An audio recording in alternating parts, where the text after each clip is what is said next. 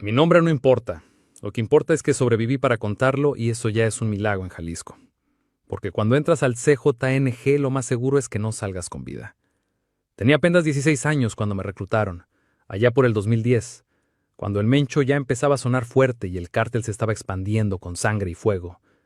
Yo vivía en Toralá, con mi madre y mis dos carnales. Mi jefe se había largado desde que yo era morro, y la vida estaba cabrona, sin trabajo, sin dinero, viendo a mi jefa matarse en un mercado para ganar unas cuantas monedas. El CJNG controlaba todo, las calles, los negocios, hasta la música que se escuchaba en las fiestas. Un miércoles se me acercaron. Yo estaba fuera de la prepa esperando a mi hermano menor, cuando llegó una camioneta Tajo negra. Se bajaron dos tipos, uno alto, lleno de tatuajes, y otro más joven con mirada fría, de esas que te taladran el alma. «Órale, morro», me dijo el alto. «¿Cómo te llamas?» Le solté mi nombre, tragándome el miedo, porque en esos tiempos que se te acercaran así, solo podía significar dos cosas. O te reclutaban, o te desaparecían. «Mira, carnalito», siguió el tatuado. «Necesitamos chavos que se muevan rápido, que conozcan las calles, que no le saquen al peligro. ¿Te interesa ganarte una lana?» La propuesta era simple: ser halcón, vigilar, reportar, mantener los ojos abiertos. 1,500 a la semana, más bonos por información buena. Para alguien como yo, que nunca había visto tanto dinero junto, sonaba salvación. «No tienes que hacer nada malo, morro», me aseguró el joven. «Solo avisar si ves soldados federales, gente rara. Es trabajo fácil, y nosotros te cuidamos». Mentira, pura mentira. Desde el primer día, mi primera misión fue estar parado en la salida hacia Zapotlanejo sobre la carretera. Me dieron un radio Nextel y me enseñaron claves básicas. «Llegan los verdes», significaba militares. Llegaba la letra, era la federal. Movimiento extraño, eran rivales o cualquier cosa sospechosa. Los primeros días fueron tranquilos. Me paraba ahí como cualquier estudiante esperando el camión, pero con el radio escondido en la mochila. Cada hora debía reportar: «Águila 1, todo tranquilo». La voz que me contestaba siempre era la misma, grave, firme. «Copiado, mantente alerta». Pero la calma duró poco. A los pocos días me dijeron que tenía que moverme por diferentes puntos: la entrada hacia Tepatitlán, el periférico, algunos barrios donde había casas de seguridad. Siempre con la misma instrucción: ojos abiertos, radio prendido y la boca cerrada.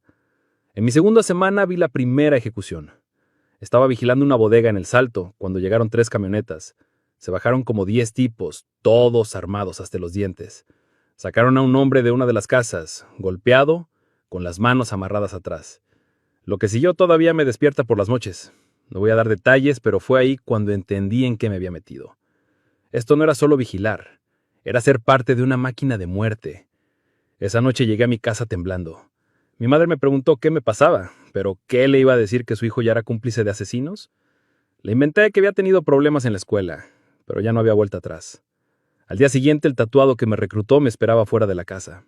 «¿Todo bien, morro?», me preguntó con esa sonrisa que alaba la sangre. «Sí, todo bien», mentí. «Perfecto, porque mañana vas a conocer al jefe y él no acepta dudas ni pretextos». Esta noche no dormí. Sabía que mi vida había cambiado para siempre, pero aún no dimensionaba hasta qué punto.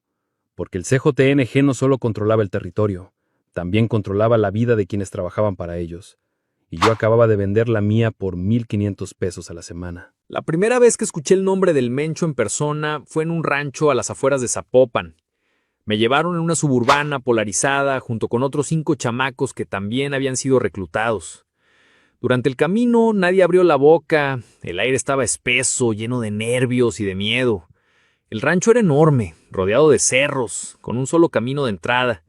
Había camionetas por todos lados, Chayennes, Tajos, camionetas de lujo blindadas y hombres armados vigilando cada rincón. Se notaba que ahí mandaba gente muy pesada. Nos hicieron formar en fila bajo un árbol. El sol pegaba fuerte, pero nadie se movía. Esperamos casi 1 hora hasta que llegó otra camioneta, más lujosa que todas las demás. De ahí se bajó un hombre de estatura media, moreno, con bigote y una presencia que te ponía la piel de gallina. Vestía ropa sencilla, camisa vaquera, pantalón de mezclilla, botas, pero sus ojos no eran normales. Se notaba que ese hombre había visto y hecho cosas que uno ni en pesadilla se imagina. Era Nemesio Ceguera, el Mencho. Se paró frente a nosotros y nos miró uno por uno. Cuando llegó conmigo me sostuvo la mirada unos segundos que se sintieron eternos. «Muchachos», dijo con voz tranquila pero firme, «bienvenidos. Aquí no se viene a jugar, aquí se viene a obedecer y a demostrar que sirven». Uno de sus lugartenientes, un tipo al que le decían el Toro, nos explicó las reglas. Lealtad absoluta, silencio total, disciplina militar. Cualquier error se pagaba caro, muy caro. «Los halcones son nuestros ojos», continuó el Mencho. «Sin ustedes somos ciegos. Pero si alguno traiciona, si alguno habla de más, no solo muere él, muere toda su familia». Y no lo dijo como amenaza, lo dijo como quien dice que el sol va a salir al día siguiente. Era una verdad grabada en piedra. Nos dividieron en grupos y a mí me tocó el área del centro de Guadalajara, junto con otros 3 chavos. Nuestro coordinador era un veterano de unos 30 años al que todos llamaban el Güero. Un tipo que empezó como halcón y había subido de rango. «La clave está en pasar desapercibido», nos dijo, mientras caminábamos por las calles. «Ustedes son estudiantes, vendedores, lo que sea, pero nunca halcones. Si alguien pregunta, no saben de nada». Nos enseñó los códigos por radio. Cada tipo de autoridad tenía su clave, cada situación su protocolo. Verde eran militares, azul policía estatal, blanco federales, rojo enemigos. Si veíamos algo teníamos que reportar al instante. Ubicación, número de elementos, vehículos, dirección. Los primeros meses fueron relativamente tranquilos. Mi rutina era pararme en una esquina cerca del mercado de San Juan de Dios. Compraba unos dulces para disimular y me quedaba con los ojos abiertos. El radio lo cargaba en la mochila con el audífono escondido por dentro de la ropa. Para cualquiera yo solo era un morro con audífonos escuchando música. Pero la tranquilidad duró poco. En 2011 la guerra con los caballeros templarios y otros grupos empezó a calentar el estado. Jalisco y Michoacán se convirtieron en campo de batalla. Y nosotros los halcones estábamos en primera fila. Recuerdo un sábado en Tepalcatepet cuando vi llegar un convoy de los contras. Eran como 10 camionetas llenas de sicarios armados hasta los dientes. Base, aquí hay Águila 3, reporté por el radio. Tengo código rojo. 10 unidades enemigas, dirección norte». La respuesta fue inmediata. «Copiado Águila 3, mantente en posición». En menos de 10 minutos, la plaza se convirtió en zona de guerra. Los balazos tronaron como tormenta. La gente corría, cerraba negocios. Se escuchaban sirenas por todos lados. Yo me escondí detrás de un puesto, pero no podía moverme. Tenía que seguir reportando cada movimiento. Durante horas estuve ahí, viendo cómo se mataban, contando cuerpos, reportando direcciones. Cuando todo terminó, había más de 20 muertos, entre ellos 2 chamacos de mi edad, que trabajaban para los contras. Los vi tirados en la calle, con los ojos abiertos, mirando al cielo. Pude haber sido yo. Esa noche el Güero nos reunió en una casa de seguridad. «Muchachos», dijo el patrón, «está molesto. Los contras se están metiendo en nuestras plazas, y eso no se va a quedar así». Y tenía razón. Lo que vino después fue un infierno. Después de ese día las cosas cambiaron radicalmente. Ya no era el chamaco que solo reportaba patrullas. Ahora mi sector se amplió y empecé a moverme entre Michoacán, Jalisco y Colima. Lugares donde la guerra por las plazas estaba más cabrona. Los jefes nos decían que cada metro cuadrado valía oro porque significaba rutas para el trasiego y control de la gente. Los halcones éramos los primeros en saber quién entraba, quién salía, quién respiraba de más en la zona. Y cualquier error podía costar la vida. Recuerdo que una tarde en Apatzingán me ordenaron vigilar una casa que servía como bodega de armas. Todo parecía tranquilo hasta que vi acercarse 2 camionetas sospechosas. Lo reporté de inmediato y en menos de 10 minutos llegaron 4 Suburban del CJNG llenas de sicarios. El enfrentamiento fue brutal. Los contras resultaron ser templarios y traían lanzagranadas. Aquello fue un infierno. Balas por todos lados, gente corriendo como podía. Yo me refugié detrás de una pared con el radio temblando en la mano. El Güero gritaba por la frecuencia que no dejáramos de reportar posiciones, que cada segundo contaba. Cuando terminó la balacera, había cuerpos regados por la calle y la bodega hecha cenizas. Esa noche no dormí y entendí que la guerra no era un juego, ni una película. Era sangre real que manchaba las banquetas de nuestros barrios.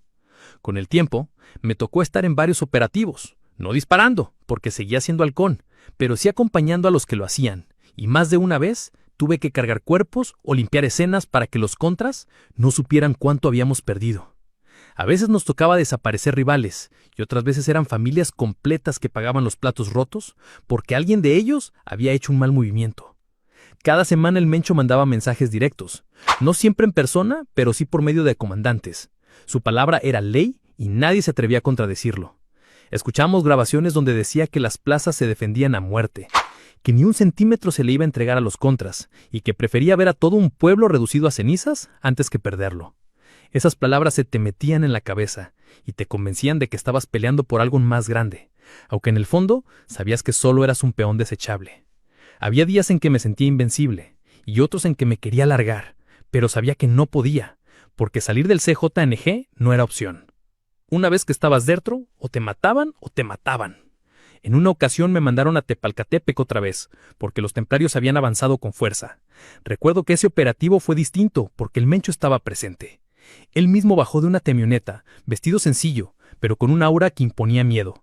Se paró frente a todos y dijo: «Cabrones, aquí se define quién manda en Michoacán. Aquí no hay espacio para rajados. Si alguien no está dispuesto a morir por la plaza, que se largue ahora». Nadie se movió. Todos sabíamos que irse en ese momento era firmar sentencia, así que nos quedamos escuchando sus órdenes. Esa madrugada fue una lluvia de plomo. La gente del pueblo se escondía en sus casas mientras nosotros reportábamos cada movimiento.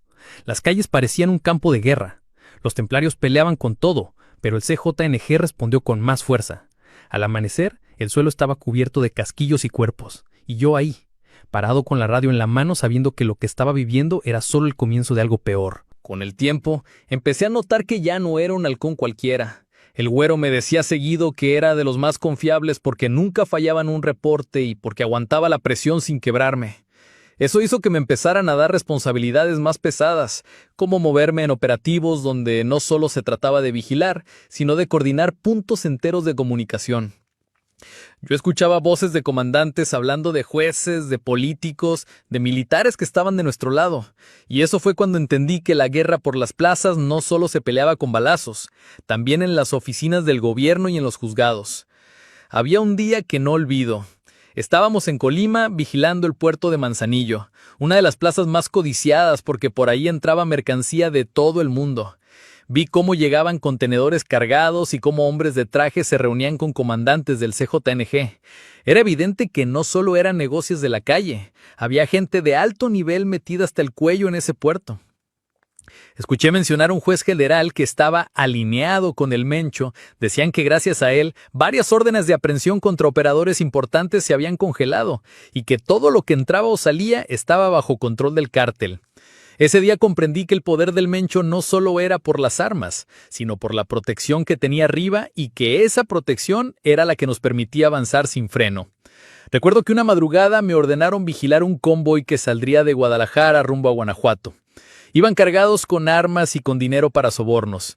Yo iba en una moto siguiendo a distancia cuando de repente vi que nos interceptó una patrulla federal. Pensé que ahí se nos venía la muerte, pero para sorpresa mía, los federales saludaron de mano al comandante que iba en la Suburban y hasta escoltaron el convoy un tramo como si fueran parte de nosotros. Ese tipo de cosas te reventaban la cabeza. ¿Por qué no se daba cuenta de que los que deberían detenernos eran los mismos que nos abrían camino? Y cada vez que eso pasaba, el Mencho ganaba más plazas sin disparar una sola bala. Pero claro, no todo era protección.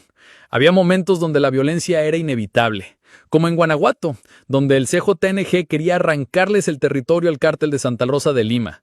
Ahí sí que fue un baño de sangre, porque no solo peleábamos contra un grupo armado, sino contra todo un pueblo que les tenía lealtad. Esa guerra fue de las más duras que me tocó ver. Yo reportaba entradas y salidas de convoys enemigos y escuchaba cómo ordenaban atacar rancherías completas donde se escondían los contras. Era fuego contra fuego y yo cada vez sentía que me hundía más en un pantano del que ya no había salida. En esas noches, mientras escuchaba las órdenes en el radio, entendí que el Mencho no solo peleaba por tierra, sino por control absoluto de las vidas de todos los que lo rodeábamos. Esa madrugada entendí que la guerra por las plazas no era un mapa con flechitas. Era un reloj de arena que se nos vaciaba encima. Me mandaron de regreso a Guanajuato a un corredor donde hervía entre Santa Rosa y los nuestros. Me tocó un punto en los límites de Villagrán y Celaya, sobre una gasolinera apagada. El güero dijo por radio: «Vas a cantar lo que veas, sin heroísmo, sin pánico. Hoy sube la marea». Yo asentí aunque no pudiera verme. Tenía las manos sudadas y la boca seca, pero la voz me salió parejita. Copiado base. Primero escuché motos, Luego 2 camionetas sin placas. Base, aquí Gavilán 4. 2 unidades sin faros, 5 o 6 sombras van al camino viejo. Reporté. Copiado Gavilán 4, mantente. Y no intervengas, Alfa va en camino. Cuando dijo no intervengas, supe que lo que venía no era pleito calleguero. Me acomodé detrás de un espectacular oxidado y respiré como me enseñaron. 4 adentro, 4 afuera. A los minutos llegaron los nuestros con luces bajas, avanzando por los costados. Yo veía la bodega de lejos, una construcción chueca con un foco amarillo colgando afuera. Un suru con las puertas abiertas. De adentro salieron 3 hombres armados. Alcanzaron a hacer ruido nada más. Todo duró segundos. No te voy a describir nada, solo diré que cuando el silencio regresó, me zumbaban los oídos y el corazón me golpeaba las costillas. Gavilán 4, reporte, pidieron. Movimiento neutralizado, 2 vehículos en fuga hacia el norte, respondí. Copiado, mantén ojos y mueve a posición B. Ahí debió cerrar, pero no cerró. Del callejón salió una señora con una niña de la mano. Venían de la tienda con pan y una leche.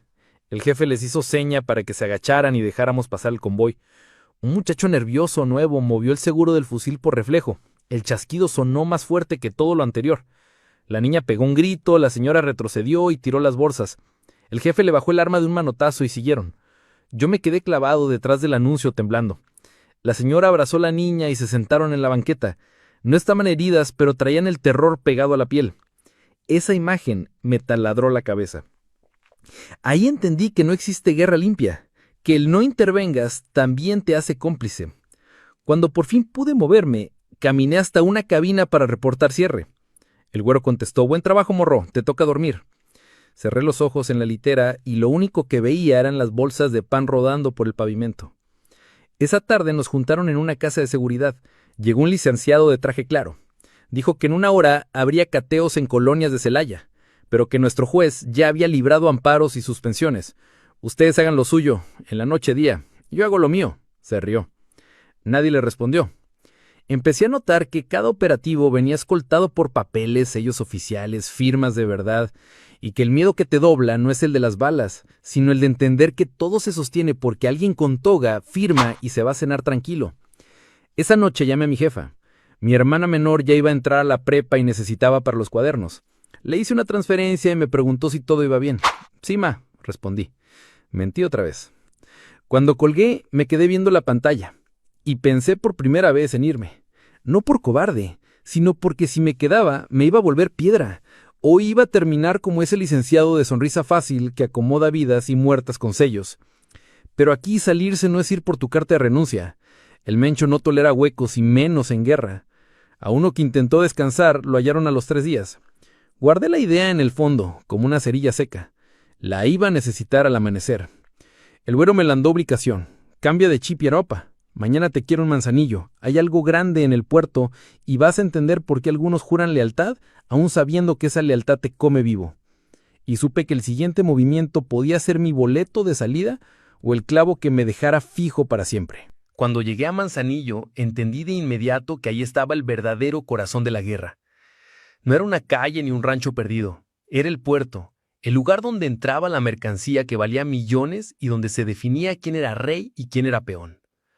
Me llevaron a una bodega cerca de la costa y desde ahí veía los contenedores apilados como gigantes mudos que escondían secretos más pesados que el plomo. A mi lado estaba un operador viejo que todos llamaban el tío y que llevaba años moviendo cargamentos. Me dijo, morro, aquí no se dispara tanto, pero se mata más despacio, porque cada contenedor es una fortuna y cada juez comprado es un blindaje mejor que 1000 chalecos. Me mostró cómo funcionaba el juego. Un barco descargaba contenedores de químicos provenientes de Asia, los pasaban con papeles en regla gracias a firmas de jueces y notarios que habían jurado lealtad al Mencho, y luego se distribuían a laboratorios escondidos en la sierra. Ese mismo día escuché una conversación entre 2 comandantes. Hablaban de un juez en Colima que había soltado a 3 operadores detenidos en flagrancia, y no solo los soltó, sino que mandó destruir el expediente. Esa era la clase de poder que tenía el CJNG. Y ahí me di cuenta que la guerra por las plazas no solo era con los contras, también era contra el propio Estado. Porque si controlabas jueces, policías y aduanas, entonces controlabas la vida entera en el puerto. Las cosas estaban calientes porque el cártel de Sinaloa quería recuperar la plaza. Los halcones como yo teníamos la orden de reportar cada movimiento extraño, sobre todo barcos sospechosos o visitas de marinos. En una ocasión vi acercarse una patrulla naval al muelle y reporté en clave. Segundos después, llegó un convoy del CJNG y los marinos simplemente se dieron la vuelta, como si nada hubiera pasado. Al rato me explicaron que también estaban controlados, que ya había maletas entregadas y que mientras hubiera dinero, nadie se iba a meter. Ese nivel de control me daba miada, porque significaba que no había salida, que hasta el mar estaba comprado. Pero también me abrió los ojos sobre lo que significaba realmente servirle al Mencho. No era solo pararte en una esquina con un radio, era ser parte de una maquinaria que se extendía desde el cerro más pobre de Michoacán hasta los escritorios más finos de la capital del país. Y cuando entendí eso, empecé a pensar que mi cerilla guardada para escapar algún día se estaba humedeciendo porque en un lugar como ese no había escondite posible. Un error y terminabas flotando en el mar, con una cadena amarrada a los pies, sin nombre y sin tumba. Los días siguientes fueron una locura, porque el puerto estaba en disputa directa. Recibíamos reportes de sicarios de Sinaloa escondidos en hoteles y de barcos que traían mercancía de contrabando. Yo tenía que caminar como si nada por los muelles y reportar cada cara rara, cada sombra que se movía de más. Era un estrés constante, porque sabía que si me agarraban los contras no me iban a preguntar nada, simplemente me iban a desaparecer. Un día el tío me dijo, prepárate morro, porque esta guerra apenas está empezando, y cuando se prende el mar, no hay manera de apagarlo.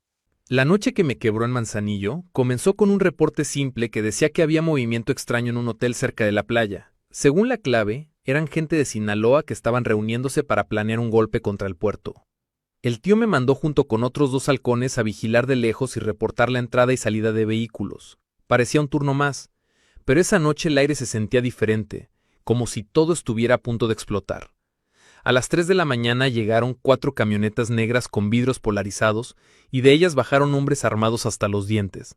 La orden por radio fue clara: mantengan posición y no hagan ruido. El convoy del Mencho ya va en camino. Yo apretaba el radio con las manos sudadas y miraba la puerta del hotel como si de ella dependiera mi vida. Cuando llegó el convoy de los nuestros, se desató un infierno que nunca voy a olvidar. El estruendo de las armas largas retumbó en toda la avenida.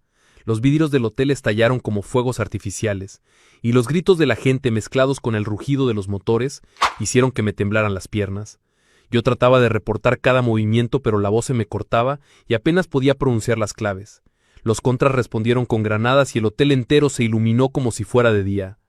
Desde la azotea alcancé a ver cómo los sacaban arrastrando a 2 hombres heridos y cómo los subían a una camioneta para llevárselos. La orden fue clara: no dejar a nadie vivo. Y esa frase me taladró el cerebro porque entendí que no era una guerra por territorio, sino una limpieza total, una cacería sin piedad. Cuando todo terminó, quedaba humo y silencio, el hotel ardiendo y cuerpos en la calle. Yo seguía escondido detrás de una palmera tratando de no vomitar. Mi radio sonó: copiado Gavilán 4, buen trabajo, quédate en posesión hasta nuevo aviso. Esa felicitación me supo amarga porque lo único que yo había hecho era mirar cómo se mataban como si fueran piezas de un tablero. Y ahí fue cuando algo se rompió dentro de mí. Ya no era miedo ni adrenalina, era un vacío pesado que me decía que si seguía en esa vida algún día iba a terminar igual, tendido en el pavimento, con los ojos abiertos y sin que nadie recordara mi nombre. Esa madrugada, cuando regresé a la casa de seguridad, no pude dormir. Me quedé sentado con el radio apagado y pensé en mi madre, en mis hermanas, en cómo un día podía perecer en las noticias como uno más de los caídos, sin que nadie supiera que yo alguna vez quise salir adelante. Pensé también en el juez del que hablaban en el puerto, en cómo su firma había liberado a operadores y había condenado a otros a morir, porque entendí que arriba y abajo todo funcionaba igual. Uno movía un dedo y otro caía muerto. Al amanecer el tío me miró a los ojos y me dijo: bienvenido a la guerra real, morro. Ya estás dentro y no hay regreso. Después de aquella madrugada en Manzanillo, algo cambió en mi cabeza. Ya no veía la guerra como antes. Ya no me sentía parte de algo grande, ni me tragaba el cuento de que éramos una familia. Desde ese momento, todo se volvió una cuenta regresiva para salir, porque cada vez que escuchaba el radio, pensaba que podía ser la última llamada que atendiera. Cada vez que veía una camioneta sospechosa, sentía que me buscaban a mí, y cada vez que veía a un juez o a un político estrechar la mano de los nuestros, entendía que no había justicia, que todo era una farsa, y que si no me iba, tarde o temprano terminaría colgado de un puente o enterrado en un rancho olvidado. Empecé a planear en silencio, sin decirle a nadie, guardando billetes de los pagos que recibía, mintiendo sobre transferencias que supuestamente hacía mi familia y buscando pretextos para moverme lejos del puerto para estudiar las rutas de escape. Sabía que no podía simplemente desaparecer porque a los que se iban los encontraban rápido y los hacían pedazos como ejemplo. Así que tenía que esperar el momento exacto. Mientras tanto, seguía cumpliendo con mis tareas como si nada, vigilando bodegas, reportando barcos, caminando por las calles de Manzanillo como un fantasma con la radio en la mochila y la sonrisa fingida. Una noche el tío me dijo que pronto íbamos a tener una reunión con gente pesada, que vendría desde Jalisco, que venían con órdenes directas del Mencho, y el que fallara en algo no viviría para contarlo. Esas palabras me helaron, porque entendí que mientras más subiera la escalera, más difícil sería bajarme, y que si me esperaban cosas más grandes, entonces también me esperaban responsabilidades que no estaba dispuesto a cargar. La idea de escapar se volvió obsesión. Cada vez que escuchaba los disparos en la distancia pensaba que podía ser libre. Cada vez que veía a los marinos retirarse sin intervenir, pensaba que podía esconderme bajo su sombra. Pero la realidad era que no había escondite suficiente, porque el CJNG estaba en todas partes, hasta los tribunales, hasta en las calles, y en cada esquina un halcón como yo observaba todo y reportaba todo.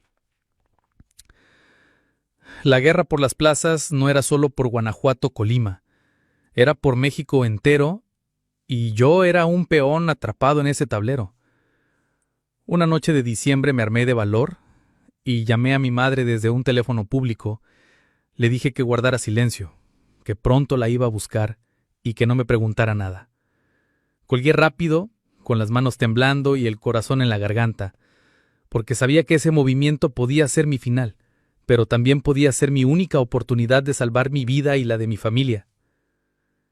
Desde entonces cada día fue un tormento, porque fingía normalidad mientras dentro de mí crecía el deseo de desaparecer de ese infierno, hasta que finalmente entendí que la guerra por las plazas nunca iba a terminar, que el Mencho siempre iba a tener más jueces, más soldados, más halcones, y que yo, si me quedaba, terminaría siendo un número más en la cuenta de muertos.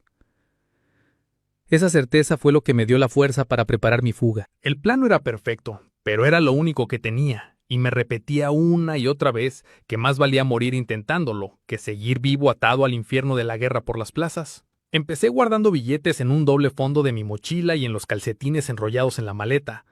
Cada peso que no reportaba era un riesgo, porque si alguien revisaba y encontraba dinero escondido, me acusaban de traidor. Y el destino de los traidores era siempre el mismo. Primero la tortura, luego la muerte y después el silencio. Pero aún así seguía ahorrando, porque sabía que un día necesitaría pagar transporte, documentos falsos o incluso un lugar donde esconderme. Cada paso lo daba como si caminara sobre vidrios. Me levantaba fingiendo rutina con el radio encendido y la mirada puesta en las calles, pero en la cabeza estaba pensando en cómo salir de ahí sin dejar rastro. Una tarde me tocó acompañar al tío a una reunión en una finca a las afueras de Manzanillo. Había comandantes, operadores y hasta un juez local que entró con toda la calma del mundo, saludando como si fuera parte de la familia. Ese juez habló de cómo se iban a mover las carpetas para que un cargamento entrara limpio por el puerto. Y en ese momento entendí que ni las leyes eran un refugio, porque ellos estaban de su lado. Esa certeza me pesó, pero al mismo tiempo me confirmó que lo único que podía salvarme era desaparecer, antes de que me pidieran un trabajo más grande. Porque en cuanto me pusieran de frente con el Mencho o con alguien de sus hombres de confianza, ya no habría forma de bajarme de ese tren maldito. Recuerdo que esa noche, después de la reunión, fui a un cuarto de hotel donde me habían dado cobertura. Me quedé viendo el techo con la pistola debajo de la almohada y me hice la promesa de que no iba a morir en el puerto, que no iba a ser otro cuerpo flotando en el mar ni otro colgado en un puente con un cartel en el pecho.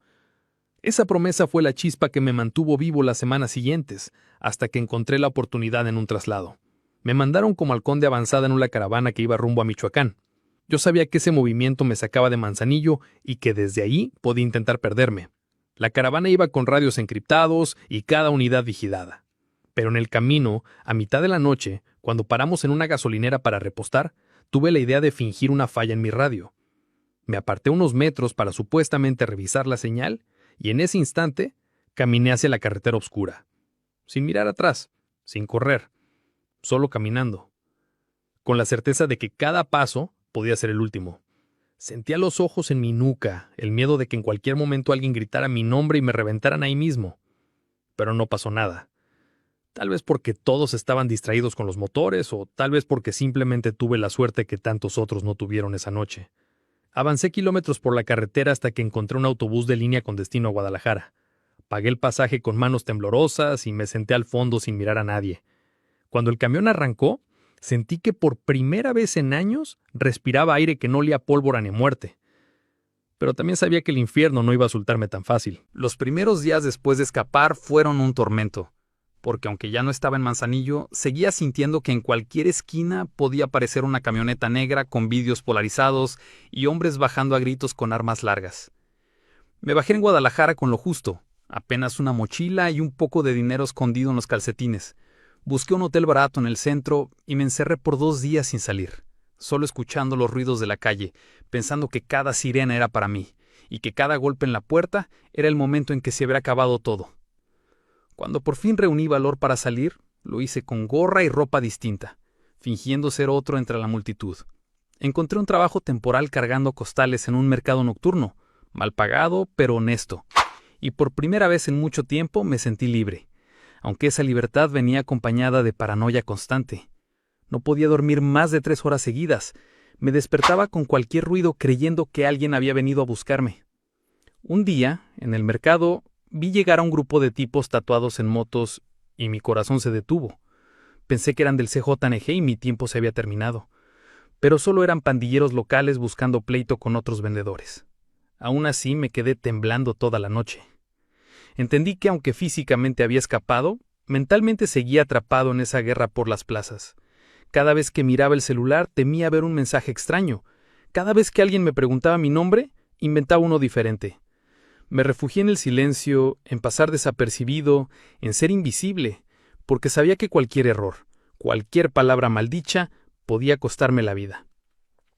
Intentaba no llamar la atención, no acercarme a nadie, porque en el fondo sentía que no podía confiar en nadie, ni en la misma policía, porque recordaba al juez de Manzanillo, a los que se sentaban en la mesa con nosotros, y entendía que si el CJNG me quería encontrarme, lo haría con ayuda de uniformados o con papeles legales.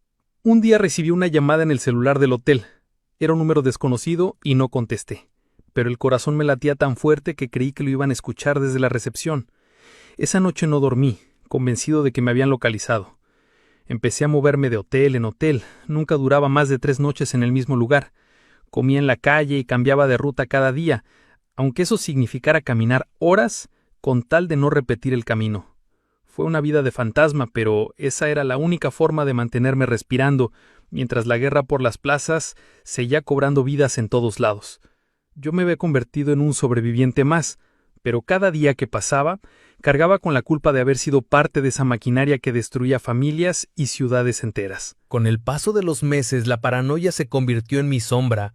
No había un solo día en que no pensara que alguien iba a reconocerme, que un excompa del CJNG iba a cruzarse en mi camino y me iba a señalar como traidor. Cada vez que escuchaba en las noticias sobre enfrentamientos en Michoacán, en Guanajuato o en Colima, sentía que una parte de mí seguía ya atrapada entre disparos y radios con claves que todavía recordaba de memoria, porque esas frases cortas eran como tatuajes en la mente imposibles de borrar.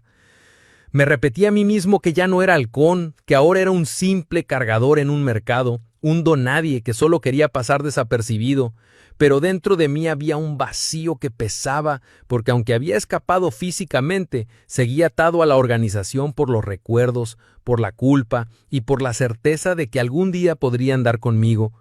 Trataba de llevar una vida normal, salía a trabajar, regresaba al hotel, cambiaba de ropa en la calle para no dejar rastro, pero cada vez que veía un convoy militar pasar, me venían imágenes del puerto de Manzanillo, de los jueces estrechando manos de operadores del CJNG, de los cuerpos tendidos frente al hotel después de la balacera, y eso me quebraba porque entendía que nunca iba a ser un hombre libre del todo. En una ocasión, un compañero del mercado me invitó a su casa a cenar y no supe qué decir porque era la primera vez en años que alguien me ofrecía algo tan simple como compañía familiar. Acepté, pero cuando llegué a esa mesa humilde con su esposa y sus hijos, sentí un nudo en la garganta porque pensé en todas las familias que vi destrozadas en la guerra por las plazas, en todas esas miradas de niños que nunca entendieron por qué sus padres no regresaban a casa esa noche. Fingí sonrisas, pero al regresar al hotel me derrumbé porque comprendí que aunque había huido, el daño que llevaba dentro no iba a desaparecer así de fácil. En otra ocasión conocí a una muchacha que trabajaba en una tienda de ropa del centro. Me sonrió varias veces y parecía interesada en mí, pero yo no pude acercarme porque en mi cabeza solo veía la imagen de lo que había sido un halcón, del Mencho, alguien que reportaba movimientos para que otros fueran levantados y ejecutados.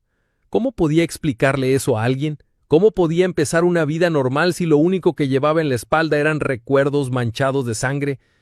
Me di cuenta de que vivir escondido era sobrevivir, pero no era vivir, y aunque me doliera aceptarlo, esa era la penitencia que me había tocado cargar por haber sido parte de una maquinaria que destrozaba vidas y que convertía a chamacos como yo en piezas descartables de una guerra interminable. Un día desperté cansado de esa rutina de esconderme como un fantasma y decidí que tenía que hacer algo más con mi vida, porque si seguía así iba a volverme loco. Pensé en irme más lejos, en cruzar al otro lado, pero sabía que sin papeles y con el riesgo de ser detenido podía terminar en manos equivocadas. Así que la única opción que me quedaba era intentar construir algo aquí mismo, aunque fuera desde cero. Empecé a ahorrar un poco de dinero del mercado, buscando un cuarto donde pudiera vivir sin tener que moverme cada 3 noches. Conseguí un lugar pequeño en las orillas de Guadalajara, un espacio húmedo y sin lujos, pero que me daba la sensación de estabilidad. Me inscribí en un curso de mecánica, porque recordaba que de morro me gustaba desarmar bicicletas, y pensé que tal vez podía ganarme la vida con eso. Fue raro volver a sentir que aprendía algo nuevo, que no tenía que ver con claves de radio ni rutas de droga. Poco a poco empecé a hablar con gente fuera del mercado, aunque siempre con cuidado y sin contar mi pasado, pero al menos ya no estaba tan aislado. Aún así las noches eran mi infierno, porque era cuando regresaban las imágenes más fuertes, los gritos, los cuerpos, los disparos en los hoteles, el rostro de mi jefe cuando me dijo «Bienvenido a la guerra real». Esas voces no se callaban por más que intentara apagar la memoria. Pensé en buscar ayuda profesional, pero el miedo de que alguien descubriera quién era realmente me detenía, porque sabía que si decía lo que había sido mi vida, corría peligro. Así que me refugié en escribir. Empecé a llenar cuadernos con lo que recordaba, con las claves, con los nombres, con las escenas que me habían marcado. Al principio lo hacía para desahogarme, pero después me di cuenta de que estaba construyendo un testimonio, un recuerdo vivo de lo que había pasado en la guerra por las plazas y de cómo el Mencho se había vuelto un fantasma que lo controlaba todo, hasta en las cortes, donde jueces se vendían como si fueran mercancía. Cada palabra escrita me liberaba un poco. Me hacía sentir que, aunque nunca pudiera contar todo en voz alta, al menos estaba dejando una huella en papel, una advertencia silenciosa que tal vez algún día podría servir para que otro chamaco no cayera en lo mismo que yo. Con el tiempo, mis cuadernos se fueron llenando de historias y cada vez que los leía me daba cuenta de que lo que había vivido parecía sacado de una pesadilla. Pero no era ficción, era la vida real la que me había tocado. Desde los 17 años me di cuenta de que había cosas que nunca había contado, ni siquiera en mi mente. Como aquella vez que un juez en Colima cerró una carpeta de investigación solo porque los nuestros le ofrecieron una casa de playa, o la noche en que me mandaron a tomar fotos de un enfrentamiento para usarlas en mensajes de amenaza contra rivales y me quedé viendo a un niño muerto entre los cuerpos de sicarios. Cosas así que había enterrado en la memoria, pero que al escribirlas volvían con toda la fuerza. Entendí que ese era mi castigo. Cargar con recuerdos que no me dejaban dormir mientras en la calle la gente seguía su vida normal, sin imaginar que a unos kilómetros alguien estaba siendo levantado o ejecutado porque un halcón como yo lo reportó. Cada página era una confesión, y cada confesión me hacía preguntarme si algún día iba a tener el valor de contarle a alguien más que yo había sido parte de todo eso. Conocí a una mujer sencilla que trabajaba en un puesto de comida cerca de la mecánica donde estudiaba. Empezamos a platicar de vez en cuando, y un día me invitó a cenar con su familia. Fue la primera vez que me senté en una mesa sin sentirme vigilado. Fue la primera vez en años que probé comida sin el sabor metálico del miedo. Pero mientras todos hablaban, yo solo pensaba en que si supieran quién era en realidad, me correrían de ahí como si fuera un fantasma sucio y peligroso. Esa noche, cuando regresé a mi cuarto, abrí uno de mis cuadernos y escribí que tal vez algún día tendría que hablar en voz alta, porque cargar solo con esa verdad era como seguir atado al CJNG, aunque ya no estuviera con ellos. Era como seguir trabajando para el Mencho, aunque ya no tuviera radio ni claves. Al final, la guerra por las plazas se quedaba dentro de uno, y aunque escapara físicamente, la mente seguía atrapada. Pensé que tal vez escribir no era suficiente, que tal vez algún día mi testimonio tendría que servir de advertencia, porque si no todo lo que viví se quedaría en silencio, como si nunca hubiera pasado. Hoy, después de tantos años lejos de ese mundo, sigo cargando las cicatrices invisibles que me dejó ser un halcón del CJNG. A veces pienso que, aunque haya escapado de Manzanillo y haya dejado atrás la radio y las claves, todavía vivo preso, porque la paranoia no se va. Cada vez que escucho el rugido de una camioneta en la madrugada, me despierto sudando, pensando que vienen por mí.